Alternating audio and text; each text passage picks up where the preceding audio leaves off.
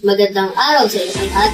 Ako si Liv Tadeo Cagador at ito ang inyong unang panahon para sa araw na ito, Hunyo 16, 2026. Sa kasalukuyan, ang lagay ng panahon sa bansa ay bahagyang maaraw na may temperaturang 23 degrees Celsius at may init na pakaramdam na aabot sa 36 degrees Celsius. Kaya siguraduhin manatiling hydrated upang makaiwas sa heat stroke. Ayon sa pag-asa, namamata ang bagyo sa labas at loob ng Pilipinas.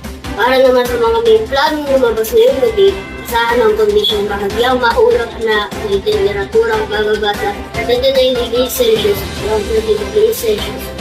Paalala lamang na ang tansya ng pag-ulan ay nasa 15% hindi. Kaya mabuti magdala pa rin ang pananggalang sa ulan sakaling magbago ang panahon. Maging handa at laging mag-ingat. So yan ang unang panahon para sa araw nito. Ako si Dick Mateo Cagador.